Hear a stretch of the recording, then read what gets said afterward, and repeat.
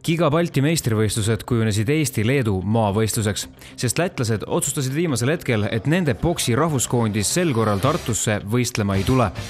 Sellest hoolimata pakkusid võistlused kohale tulnud publikule igati meeldejäävaid boksielamusi. Leedukad andsid Eestile kõva lahingu. Vaid ühes kehakaalus kuni 75 kilogrammi ei jõudnud Leedu boksija finaali ning seega kohtusid selles finaalis omavahel Eesti boksijad Deniss Kormilin ja Kaupo Arro. Kõik nende meeste varasemad duellid on olnud tõeliselt võitluslikud. Nagu varasematelgi kordadel, nii ka seekord võttis võidu raplamees Kaupo Arro, seekord kohtuniku otsusega 3-0.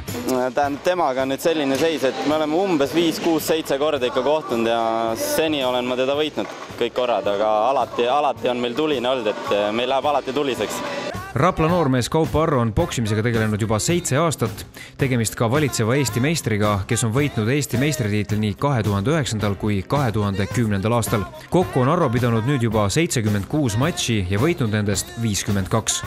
Minu eesmärk võib-olla on saada poolprofi liigasse nagu VSB, mis on nüüd nagu Aiba poolt tekitatud, et siis saab tavaboksi edasi teha ja sihukest profimat ka, et võib-olla see stiil on mulle nagu võib-olla natuke parem. Et ma üritaks nagu sinna poole piiluda vaikselt. Kahtlemata oodati suure tähelepanuga kuni 91 kilogrammiste meeste finaali, kuhu jõudsid Tadas Tamašauskas Leedust ja Rain Karlsson Eestist. Kui Tamašauskas on boksimisega tegelenud 6 aastat ning pidanud 64 kohtumist, millest võitnud 51, siis Eesti koondislane Rain Karlsson on boksimisega tegelenud 5 aastat, 60 matšist on ta võitnud 49. Leedukas osutas väga rasket vastupanu ning valitsev Eesti meister Rain Karlsson sai tasavägises heitluses raske 2-1 võidu. Jäin küll rahule et vastane oli päris hea, et käis see aasta Euroopa maadel ja on ka väga palju mu vennaga boksinud ja oleme mõlemad vennaga teda nüüd siinseks võitnud.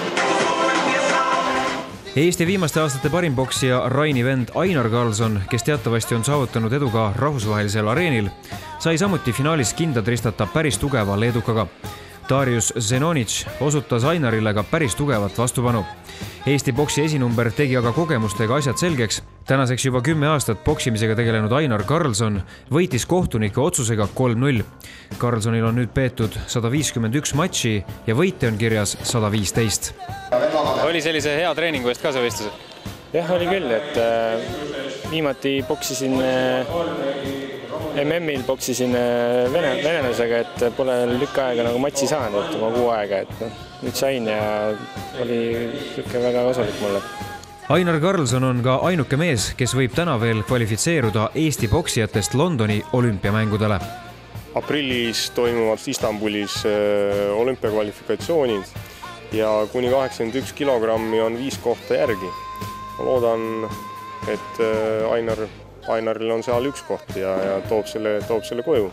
Sest nii meie treenerid kui väljaspoolt treenerid ja spordivetsjalistid arvavad, et ta on täiesti selle vääriline.